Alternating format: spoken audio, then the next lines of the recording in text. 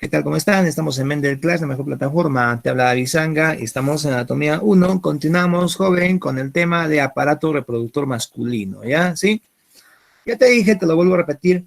Si te preguntan el órgano copulador, recordando que cópula es unión sexual, entonces el órgano copulador masculino es el pene, ¿ya? Y a ver, vamos a ver algunas cositas acá. De su anatomía externa, pues que ya usted ya sabe, ¿no? Pero de todas maneras le recuerdo, ¿sí? Bien, este es el conocido como glande. Este es un frenillo. Y esta pielcita de acá, esta pielcita que está, ¿no? Alrededor es el prepucio. ¿Sí? El prepucio. El pliegue de piel, ¿cierto? Que contiene unas glandulitas de esmegma, las glándulas de Tyson, que producen esmegma, que son una especie de desechos, residuos que puede servir para, bueno, que le dan un olor característico y que pueden servir como material de cultivo para ciertos microbios que a la larga podrían producir una irritación o incluso cáncer de pene. ¿Ya? Entonces, necesaria la higiene en este sitio. La acumulación de esmegma se ha visto que tiene estas consecuencias, ¿no? ¿Sí? Adivina qué cultura a los levitos les corta el prepucio. ¿Ya? ¿Cómo se llama esto? Circuncisión, me parece que se llama. Claro, pues los judíos, como una tradición, los judíos, pues, parece que a las 2 semanas de nacido, ya les cortan el prepucio en esta operación llamada circuncisión. Ahora, usted puede decir, ¿no? Qué salvaje, ¿cómo hacen eso? O sea, a la larga, la circuncisión ha demostrado ser beneficiosa para la comunidad judía porque el cáncer de pene es raro, muy raro, casi no hay entre los judíos. Y claro, como se ha eliminado toda esta parte, no va a haber acumulación de esmegma, entonces se ha visto que por esa razón, ¿no? Quizás sea, ¿ya? Es muy probable que sea por eso, ¿sí? Bueno, ¿qué más? Ya hablando de la anatomía interna, ahí es el meato urinario, ¿no? Por no sale la orina. Ya, pero ya hablando un poquito más de la estructura del pene, ya algo que es más importante, joven, el pene consta de dos cuerpos cavernosos, que son estos de aquí, ¿no? Acá los dos cuerpos cavernosos, ¿sí? Y el cuerpo esponjoso. Y el cuerpo esponjoso, no los confundas. Hay dos cuerpos cavernosos y el cuerpo esponjoso, ¿ya? El cuerpo esponjoso tiene dos dilataciones. La dilatación de aquí es la que forma el glande, el cuerpo esponjoso. La parte de adelante se dilata y forma el glande, como estás viendo acá, ¿sí? Y en la parte de aquí, esta dilatación es el bulbo del pene. El bulbo del pene. Ah, y lo más importante, mira, que el cuerpo esponjoso está atravesado por la uretra, ¿ya? Por eso la uretra que pasa por el cuerpo esponjoso le dicen uretra esponjosa, ¿ya? Uretra esponjosa, ¿sí? El cuerpo esponjoso, entonces, es el que está atravesado por la uretra, ¿ya? En cambio, los cuerpos cavernosos tienen como principal función llenarse de sangre y producir efectivamente la erección, ¿ya? Y producir la erección, ¿sí? Que es justamente lo que vamos a ver ahorita, ya vamos a ver el mecanismo, ¿te parece? ¿Ya? Entonces pregunta la uretra, ¿a quién atraviesa? ¿Al cuerpo cavernoso o al cuerpo esponjoso? ¿Qué dices tú? La uretra, ¿a quién atraviesa? Al esponjoso, pues, muy bien. ¿Qué más? El glande es una dilatación del cuerpo cavernoso o del cuerpo esponjoso. Esponjoso también, esponjoso también. Entonces, ¿para qué sirve el cuerpo? Bueno, en realidad los cuerpos cavernosos, que son dos, ¿ya? Mira, justamente acá, los cuerpos cavernosos, ¿no? Forman lo que llaman la raíz del pene, ¿sí? Y que se insertan, como ves aquí, en los huesos de la cadera, en los isquiones, ¿no? Ah, bueno, ya. En fin, a ver una chequeadita aquí. ¿Quién se encarga de la erección? ¿El sistema simpático o parasimpático, joven? ¿El sistema simpático o parasimpático? ¿Quién se encarga? Claro, el parasimpático. Claro, sí está fácil, ¿no? De parar, pues, ¿no? Parasimpático. Erección, paras, entonces ahí encuentras una relación fácil de recordar, ¿sí? Ahora, al sistema parasimpático, en serio, pues, ¿cómo te recuerdas tú? Ya. Otra, al sistema parasimpático, ¿qué le dices? ¿Toracolumbar o craneosacro? Al sistema parasimpático, ¿toracolumbar o craneosacro? del sistema parasimpático, el sistema nervioso. ¿Cómo se le llama? ¿Es tóraco lumbar o cráneo sacro? El sistema parasimpático es cráneo sacro, ¿no? Cráneo sacro. Sus neuronas están en la parte craneal del sistema nervioso y en la parte sacra, ¿no? Justamente la erección depende de neuronas ubicadas en la parte sacra, ¿ya? De neuronas parasimpáticas ubicadas en la parte sacra de la médula espinal, ¿ya? ¿Sí? Nerviositos sacros, ¿no? Por eso dicen cráneo sacro, ¿no? Cráneo sacro, ¿ya? La parte sacra, ¿ya? Bien, este sistema parasimpático, como también ya sabes, libera acetilcolina, y la acetilcolina provoca la liberación de óxido nítrico. Acetilcolina provoca la liberación de óxido nítrico, por parte de células endoteliales, ¿no? El óxido nítrico es una cosa muy interesante, el famoso no. El óxido nítrico es el único neurotransmisor gaseoso, ¿ya? ¿Y qué hace el óxido nítrico? Relaja el músculo liso de los vasos sanguíneos, produce la relajación del músculo liso, ¿sí? Y la vasodilatación, pues, por lo tanto, que se pueda llenar de sangre. Para que los cuerpos cavernosos se puedan llenar de sangre y se pueda producir la erección, justamente es necesario relajar el músculo liso. Y eso es lo que hace el óxido nítrico. ¿Cómo lo hace? Detalles, ¿no? Pero eso es lo que hace. El óxido nítrico relaja el músculo liso de los vasos sanguíneos, de manera que se pueden llenar de sangre y se produce la erección. ¿Sí? Ya, ¿cómo lo hace? Bueno, ¿no? Activa una enzima, ¿no? Que en realidad el mecanismo ya es este, ¿no? Que el GTP produce guanosil monofosfato cíclico, GMP cíclico, una sustancia química, ¿no? ¿Ya? Y como ves aquí, cierra canales de calcio, ya no entra el calcio y el músculo se relaja. Pero el calcio es el que provoca contracción. Entonces, al impedir la entrada de calcio, ya, entonces el músculo liso se va a relajar. Es un detallito, ¿no? ¿Sí? Bien.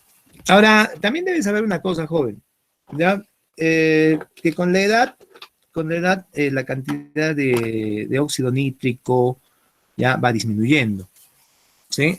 Sin embargo, la enzima encargada de destruir este óxido nítrico y a su producto, ya que se llama la fosfodiesterasa,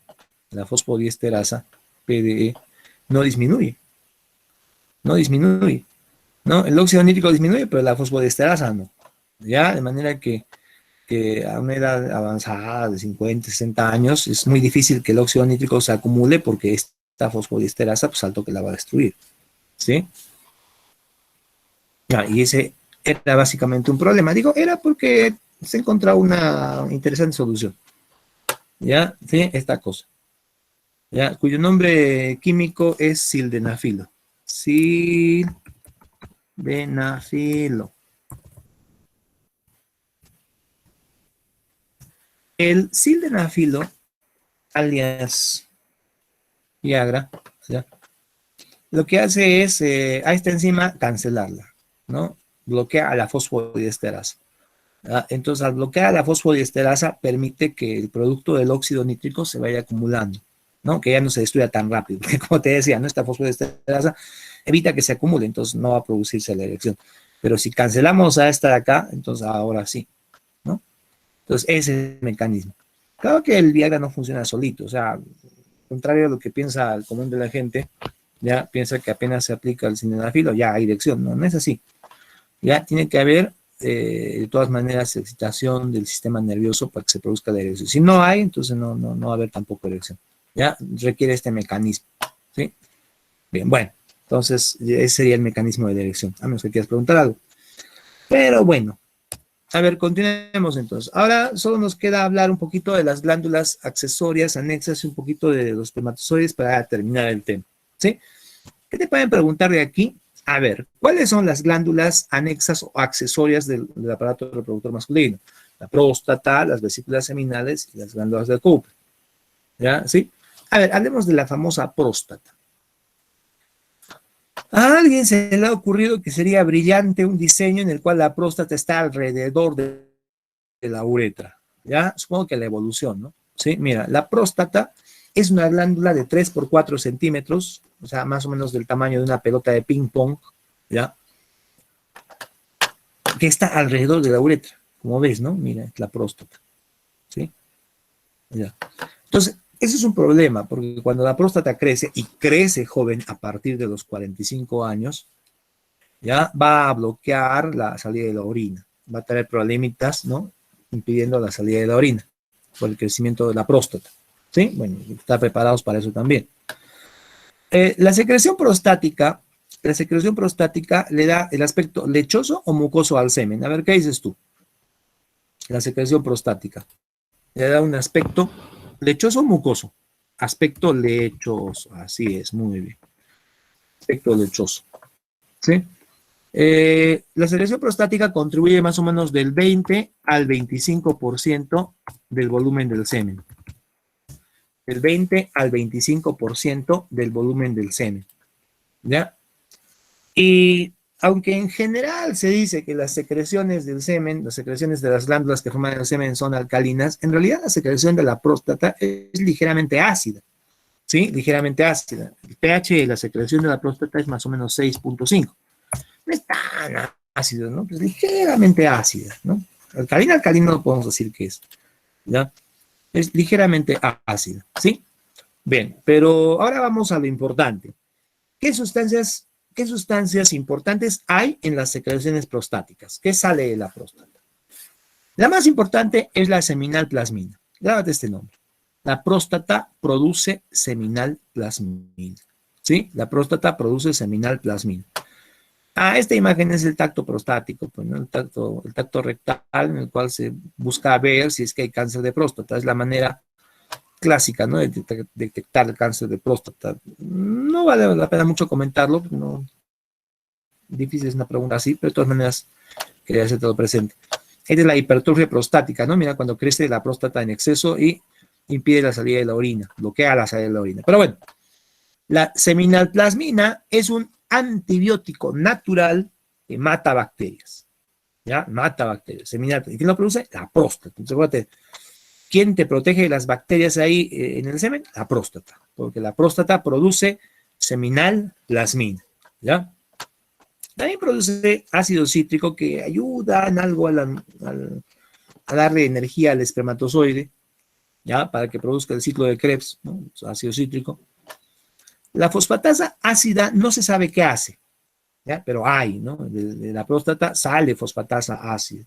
En todo caso, más lo usamos como un marcador prostático, ¿sí? Si en la sangre encontramos fosfatasa ácida, que se supone que viene de la próstata, pues significa que tu próstata tiene algo, una inflamación o algo, ¿no? ¿Ya? ¿Sí? Si en la sangre encontramos fosfatasa ácida, una enzima liberada por la próstata, significa que la próstata está teniendo algún problemita, ¿sí?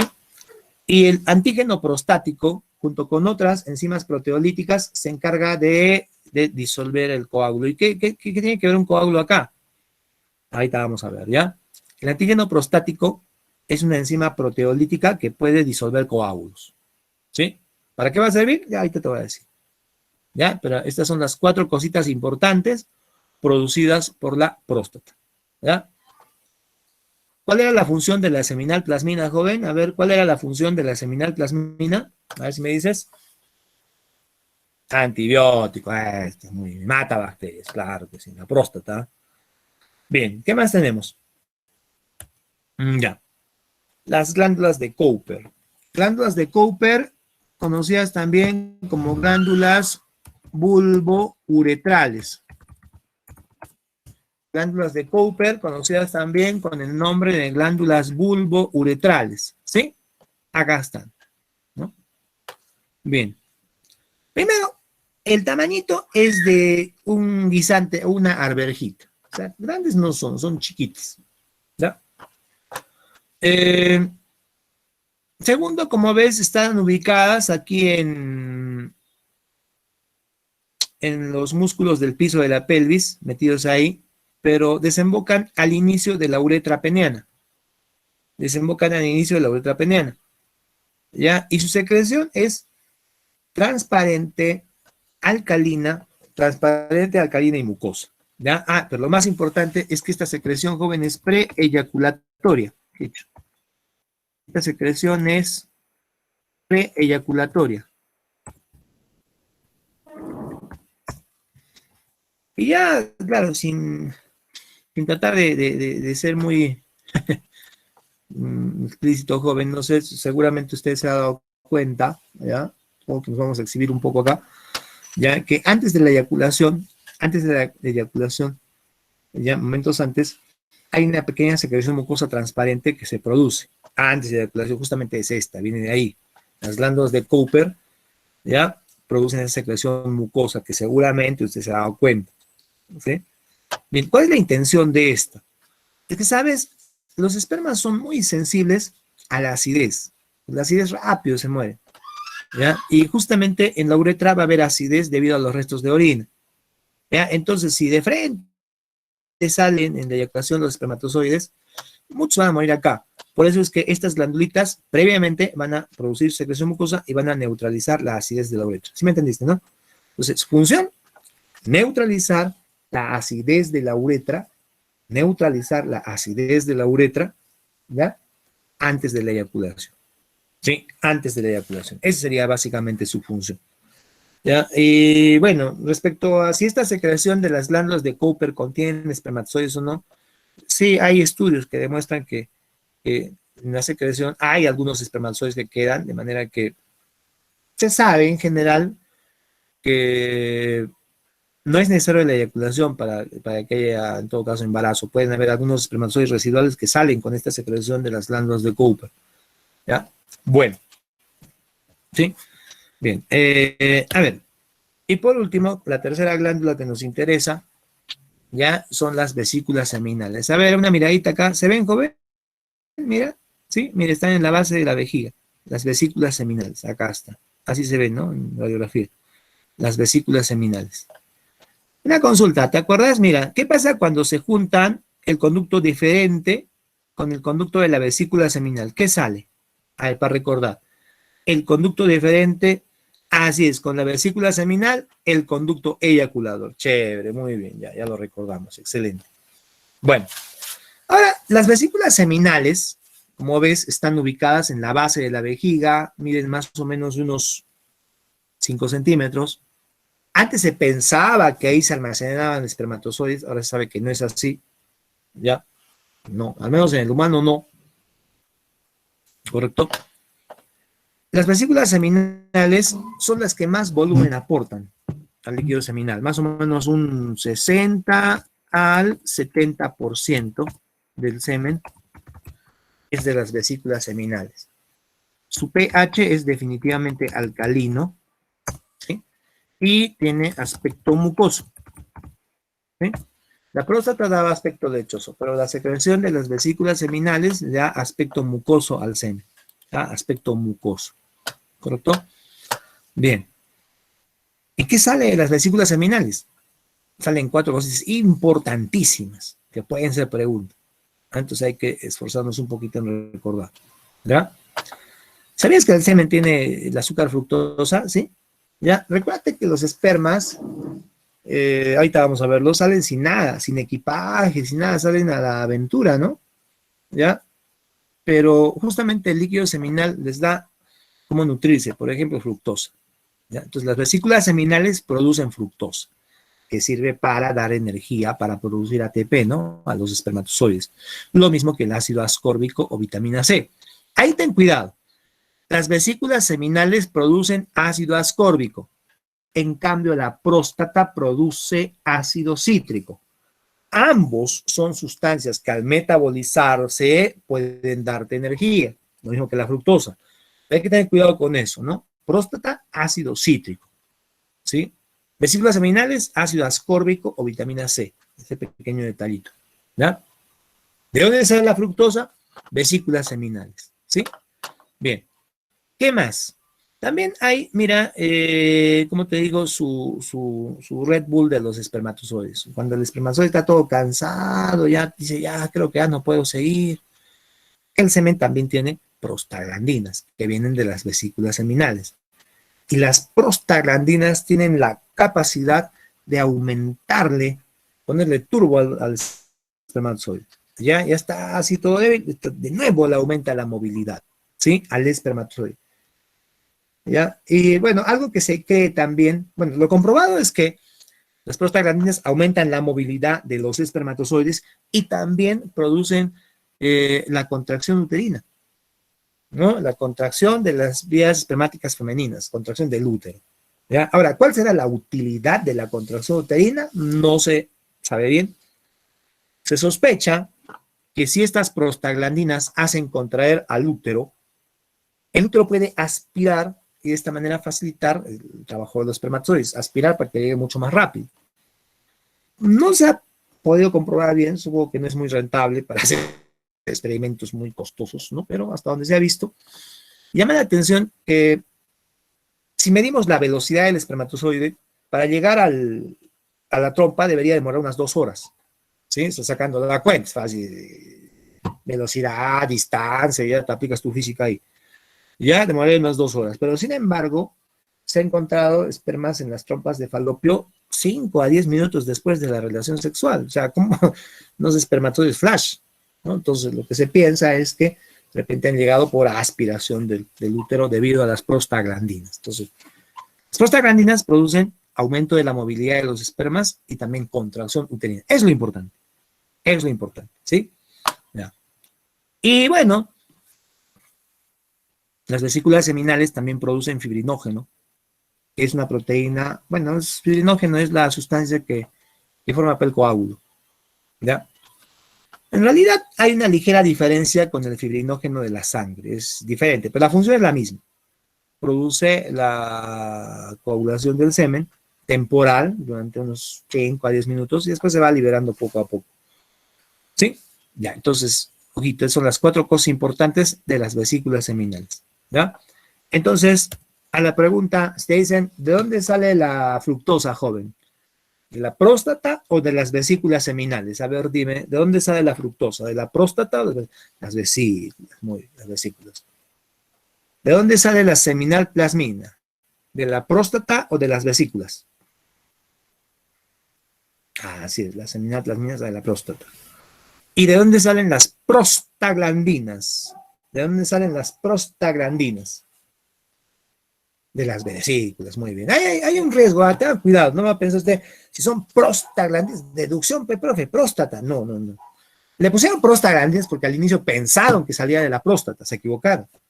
¿Ya? ¿No? Salía de la prostaglandina, pero después vieron que no. En realidad las prostaglandinas son producidas por las vesículas seminales. Tengan cuidado con eso. Vesículas seminales, ¿sí? Entonces, al menos por un examen va a ser muy importante que usted distinga de dónde sale cada cosa, ¿ya? De dónde sale cada cosa, ¿sí?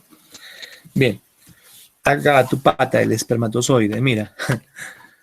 Básicamente lo divide en 2 partes, cabeza y cola, ¿ya? Cabeza y cola.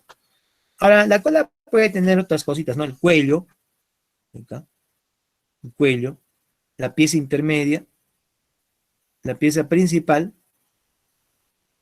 y la pieza terminal, ¿sí? La pieza terminal. Bueno, en la pieza terminal básicamente vamos a tener microtúbulos con membrana. Aquí en la pieza principal, microtúbulos, una cubierta proteica y membrana, ¿ya? En todo caso, en esta cola del espermatozoide, en esta parte, lo más importante son los microtúbulos, ¿no? Los microtúbulos, ¿sí? Que son, a ver, ¿cómo son los microtúbulos aquí en el esperma, en el flagelo? ¿9 más 2 o 9 más 0? ¿9 más 2 o 9 más 0? ¿Cómo sería la fórmula de los microtúbulos en la cola del Saiyajin? No sé si es súper. O del espermatozoide, hay que hablar con propiedad, ¿no? Ya. ¿Sabe a qué me refiero? ¿No? Ya, bueno. Entonces, mira. Así es, 9, 2 más 2. 9, 2 más 2, correcto. 9, 2 más 2. O sea, 9 grupitos de 2, los microtúbulos, y 2 en medio, ¿no? En cambio, en los centriolos es 9, 3 más 0, ¿no? Pero acá no. Al igual que en los cilios, en el flagelo es 9, 2 más 2. Correcto, excelente, ¿sí? Bien.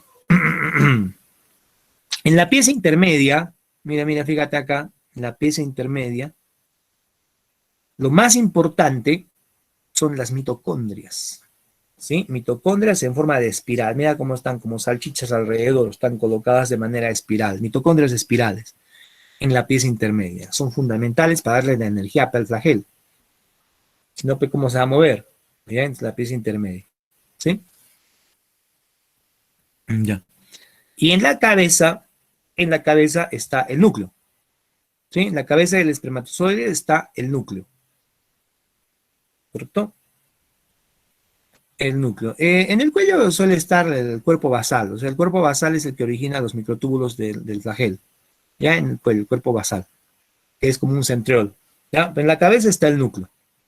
Ahora, en el núcleo pasa algo interesante. Bueno, en realidad dos cosas, ¿sí? Primero, que las histonas en buena parte han sido cambiadas por otras proteínas de carácter básico. A ver, vamos a ver. Atento, atento, atento. Mira, ¿qué es lo que tú sabes? Tú sabes que el ADN está asociado a unas proteínas histonas, ¿sí? Pero en los espermas, las histonas serían muy grandes, saldrían espermas cabezones. O sea, tenemos que compactar lo más que se pueda el ADN, ¿no? Para mandarlo aquí bien empaquetado, porque es una cabecita chiquita, necesitamos poco volumen. Entonces, las histonas son cambiadas por unas proteínas más básicas y más chiquitas. Pregunta, ¿cómo se llaman esas proteínas que sirven para reemplazar a las histonas en el núcleo de los espermatozoides? A ver, ¿cuáles serán? ¿Respuesta? ¿Te digo o quieres un rato para pensarlo? Ya, te digo ya, y después en la siguiente te vuelvo a preguntar. Las famosas protaminas. ¿Ya? Las protaminas. Ajá. Las protaminas son como las histonas, pero son más chiquitas. Son más chiquitas y más básicas. Entonces permiten empaquetar mejor al ADN. Sí, más chiquito. ¿Ya? Las protaminas. Entonces las protaminas están en la cabeza de los espermatozoides. Una cosa. Dos. Bueno, la otra cosa ya es más conocida, ¿no? Ya muchos de ustedes saben que en la cabeza, bueno, como una especie de capuchón o gorrito, está el famoso acrosoma. El famoso acrosoma. ¿Sí? El acrosoma es una bolsa llena de enzimas digestivas, ¿ya? Como una granada, que tiene el espermatozoide para romper las cubiertas del óvulo, ¿sí? Para romper las cubiertas del óvulo. ¿Ya? Entonces, el acrosoma contiene enzimas digestivas que van a disolver las cubiertas del óvulo para que el esperma se pueda meter, así como estás viendo. ¿Ya? El óvulo se siente bien protegido con todas sus juguetes, pero no contaba con que este sujeto viene con su propio desarmador. ¿Ya? Acá la pregunta es, ¿de dónde sale el acrosoma? ¿Qué organelo de la célula origina el acrosoma? ¿Te acuerdas? ¿Sí? A ver, dime. ¿Qué organelo de la célula origina al acrosoma? Que al final es como un lisosoma grande. El aparato de Golgi. Correcto, el aparato de Golgi va a originar al acrosoma. Al acrosoma. ¿Sí? Bien, a ver, ¿qué más? A ver, demos unos cuantitos detalles acerca de la espermatogénesis. A ver, ¿estamos bien con el tiempo? Sí, sí, estamos bien. Ya. A ver, de la espermatogénesis. La espermatogénesis es la formación de los espermatozoides. ¿Sí? ¿Cuánto demora? Más o menos de 65 a 75 días. De 65 a 75 días es lo que demora todo el proceso, ¿ya? Todo el proceso, ¿sí? ¿Cuántos espermatozoides produce usted al día? Calculen más o menos unos 300 millones, joven. Unos 300 millones, ¿sí? Como para poblar 10 países. Claro, somos 30 millones, ¿no? 300 millones, 10 países. Bueno, ya, cada día, cada día. Millonario eres, joven, ¿ya? Bueno, las células madre que van a originar, ahora es que recién se me ha ocurrido, o sea, sacar cuentas recién, ¿no? Porque ya me sabía la cifra desde antes, pero nunca la había comparado con la población de Perú. 10 países, cada día. Ya bueno. Bueno, las células madre que se van a convertir en los espermatozoides son las espermatogonias. ¿Ya? Para poblar un país, tenemos voluntarios acá. En fin, bueno. Ya. A ver, regresemos al tema. Entonces, ¿cómo se llaman las células madre que van a originar espermatozoides? Se llaman espermatogonias. Espermatogonias, ¿ya? Las espermatogonias son diploides, o sea, son células como cualquier célula madre de tu cuerpo, ¿ya? Células diploides y se reproducen por mitosis, ¿ya? ¿Sí? Solo que algunas de esas espermatogonias, algunas, no todas, porque si no te van a acabar, ¿ya? Algunas espermatogonias comienzan ya su desarrollo y se van a convertir en espermatocitos primarios. Van a sufrir cierta diferenciación y se van a convertir en espermatocitos primarios, unas cuantas. Las otras siguen reproduciéndose como reserva, pues, mediante mitosis. Entonces, las espermatogonias se reproducen mediante mitosis, ¿ya? Mitosis. Todavía no hay nada especial, ¿sí? Profe, ¿dónde entra la meiosis? Sí, va a haber meiosis, pero espérate un ratito. Mira, las espermatogonias sufren un proceso de diferenciación, ¿ya? Y se van a convertir en espermatocitos primarios. En espermatocitos primarios. Este espermatocito primario es el importante porque él es el que va a iniciar la meiosis, ¿sí? La meiosis. Recuerda que la meiosis son dos divisiones seguiditas. Meiosis 1, aquí, y meiosis 2, ¿sí? Meiosis 1 y meiosis 2, ¿sí? De manera que, mira, bueno, en la meiosis 1, el espermatocito primario se va a convertir en dos espermatocitos secundarios. Meiosis 1, acá está. Y en la meiosis 2, la segunda meiosis, ¿no? De cada espermatozoide secundario me van a salir dos espermátides. De manera que, si juntamos todo el proceso de la meiosis, que sería esta partecita, ¿sí?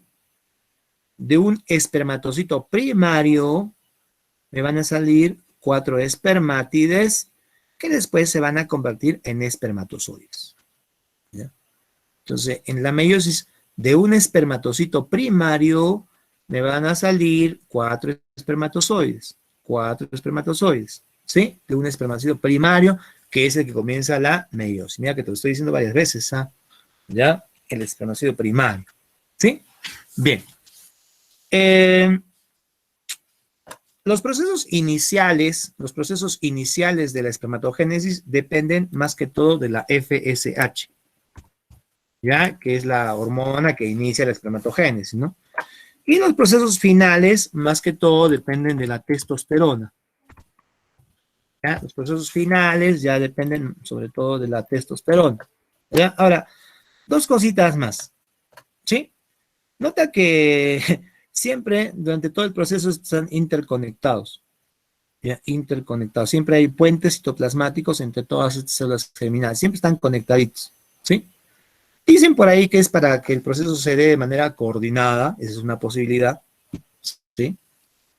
Otra posibilidad es que, como hay algunos espermatozoides que no tienen cromosoma X, sino solo tienen cromosoma Y, estarían en cierta deficiencia, porque en el cromosoma Y casi no hay información, entonces de alguna manera son dependientes de los otros. Dicen que si por acá no habría conexiones, probablemente esos espermas tipo Y morirían, ¿no? Por alguna deficiencia. En fin, se cree que por eso podría ser. 1. 2. Lo último que le voy a decir ahorita, eso sí es importante para un examen, ¿ya? No es tan importante para la vida, pero sí para un examen. Mire, los técnicos, a este último paso, ya de convertirse de espermátide a espermatozoide, que básicamente incluye que le crece cola y que pierde citoplasma, ¿sí? Este último paso de espermátide a espermatozoide se le conoce, dice, con el nombre de espermiogénesis. Espermiogénesis. ¿Ya? Ojito con eso, ¿ah? Espermiogénesis. Todo es espermatogénesis, pero solo este pasito, esta diferenciación de espermátide a espermatozoide, espermiogénesis. ¿Sí? ¿Y qué más? Y después, cuando ya está todo terminado, todo formado, ya, y el espermatozoide le dice a su mami, que es la célula de Sertoli, dice, mami, ya me voy, y corta sus uniones. Cuando el espermatozoide se libera, ¿sí? Cuando corta sus uniones con la célula de Sertoli, a eso se le llama espermiación. La liberación del espermatozoide, la espermiación, ¿sí? Ya está. Más o menos cuando ya, digamos, ya se va de la casa, ¿no? Ya ahí se sale, se pierde contacto con la célula de Sertoli. ¿Cuándo darás tu espermiación? ¿Cuándo te liberarás? ¿Cuándo te independizarás, jóvenes? Eso no sabemos. En fin, ya sabes, espermiogénesis, este pasito, espermiación, la liberación del espermatozoide, cuando ya se libera de la célula de Sertoli, ¿sí? Listo, muy bien. Entonces, básicamente eso, ¿no? Y ya para terminar, un último detallito, ¿no? Sí, un último recuento de los principales detalles acerca del líquido seminal, que también pueden ser preguntas, ¿no? La cantidad normal de semen es de 2.5 a 5 mililitros. Estoy seguro que tú puedes dar testimonio de eso, joven. El pH del semen también es un pH alcalino por el bicarbonato y tiene cierto olor a lejía. La cantidad normal de espermatozoides que suele haber es de 50 a 150 millones por mililitro. ¿Ya? En 2 o 3 mililitros ya tienes 300 millones, como te decía. ¿Sí? Sin embargo, ahora la fertilidad está bajando. ¿Quién sabe, joven? ¿Por qué será, no? De repente por usar ropa interior apretada, por tantos golpes que puedes recibir ahí, ¿no? ¿Ya? Si al momento de hacer el recuento espermático hay menos de 20 millones por cada mililitro, el varón tiene predisposición a la infertilidad. Antes decían es prácticamente estéril, infértil. Ahora se prefiere decir así, predisposición a la infertilidad, menos de 20 millones. ¿Sí? Hagamos un recuento. El líquido seminal. No te olvides que el 60 al 70% viene de las vesículas seminales, ¿no? Y que de las vesículas seminales está la fructosa, vitamina C, prostaglandinas, fibrinógeno, ¿ya? Que produce la coagulación del semen. Y del 20 al 25% de la próstata, donde hay seminal plasmina principalmente, fosfatasa ácida, ácido cítrico y antígeno prostático específico, que es una enzima que va a disolver al coágulo, ¿ya? Porque se supone que si el semen se queda coagulado, los espermatozoides no podrían liberarse. Un tipo de esterilidad se produce cuando el semen no descoagula. Bueno, lo normal es que descoagule. ¿Y quién lo descoagula? La APS, el antígeno prostático específico, que es una enzima proteolítica que descoagula al semen. ¿Correcto? Bien, bueno. Entonces, ahora sí. A ver, agarra tu papelito. Como siempre, como de costumbre. ¿Ya estás listo? Pregunta 1. Ya está. Ya sabes que tienes que anotar tu clave en tu papelito y después te doy la clave para ver cuántos aciertos tienes.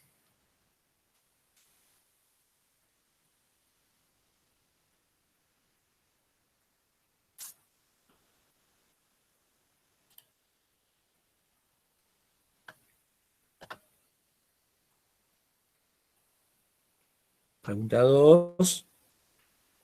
Ahí está, pregunta 2.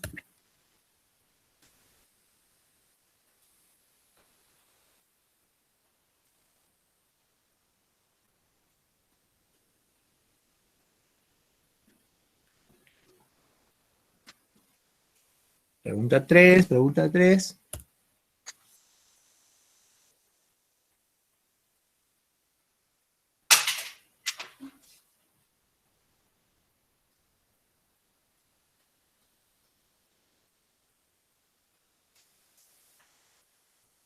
Pregunta 4, pregunta 4.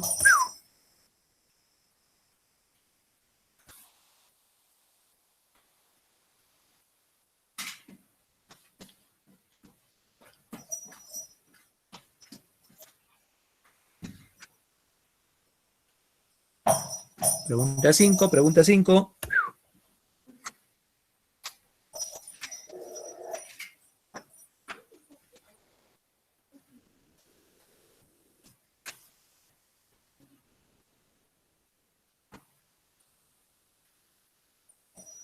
Pregunta 6, pregunta 6.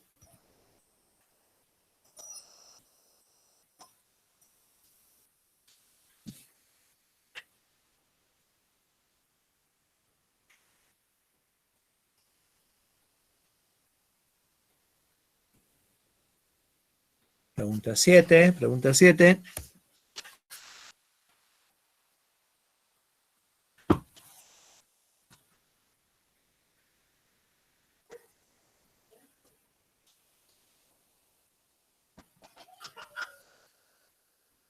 Pregunta 8, pregunta 8.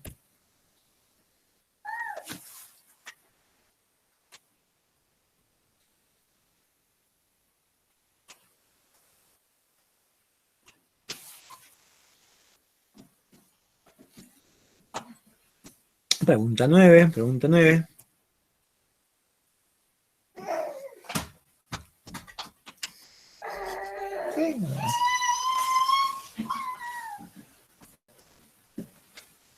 Y la pregunta 10, y la pregunta 10.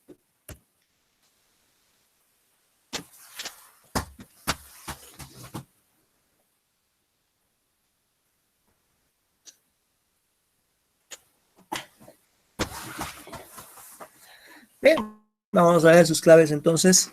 ¿Sí? Ya está.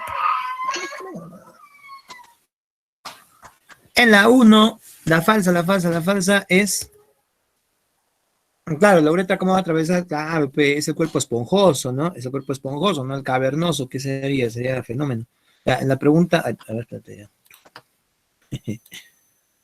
En la pregunta 2, ¿sí? A ver, ¿cuál será? Los dos que has marcado.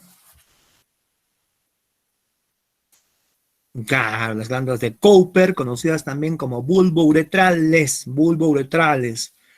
Las de Bartolín son femeninas, ¿no? Entonces, nada que ver acá. Pregunta 3. Dice, no es parte de la secreción de las vesículas seminales. A ver, ¿cuál será? La seminal plasmina, porque la seminal plasmina es la próstata, de la próstata. En cambio, fructosa, todo lo demás son vesículas seminales. ¿Sí? Pregunta 4. La fertilidad del varón está seriamente comprometida cuando... Claro, pues joven, no te van a hacer como robotín. Ya sabes, 20 millones, ¿no? Es el límite. ¿Sí? Pregunta 5. Dice, la hormona que estimula la producción de... Esto es más de la clase anterior, pero estoy seguro que sí la sabes. La hormona que estimula la producción de testosterona es efectivamente la luteinizante, la LH, correcto. Pregunta 6. Cuando las células de Sertoli pierden contacto con los espermatozoides, ¿cómo se llama eso? Ajá, efectivamente, espermiación. ¿Sí? Espermiación. Espermatogénesis es todo el proceso. Espermiogénesis es cuando la espermátide le sale cola y se convierte en espermatozoide, o sea, el proceso de diferenciación. Pero la liberación se llama espermiación. Espermiación, ¿ya? ¿Sí? Pues te decía, ¿no? Cuando te espermia... bueno, ya, dejémoslo. 7. La estructura más importante encontrada en la pieza intermedia del espermatozoide serían las mitocondrias. En la pieza intermedia están las mitocondrias, ¿sí? En el cuello estaba el cuerpo basal, que es como un centriolo que va a originar los microtúbulos del flagelo, ¿no? Entonces en el cuello. En la pieza intermedia están las mitocondrias, que son especiales porque tienen forma de espiral. Pregunta 8. La meiosis, ¿quién la inicia? ¿Quién inicia la meiosis? Claro, los espermatocitos 1, ¿no? Los espermatocitos 1 o espermatocitos primarios. Cualquiera de las dos vale, no hay problema. Pregunta 9. Cantidad de espermatozoides normal en el semen. Efectivamente, tiene razón, de 50 a 150 millones. De 50 a 150 millones. Y para que hagas tu perfect, ya, parece que muchos van a tener 10 aciertos. La pregunta 10. Ya, glándula que rodea la uretra y produce fosfatasa ácida. Claro, pues la próstata. Ya, la próstata. Muy bien, compañero. Entonces quedamos ahí. Si no hubiera ninguna pregunta más.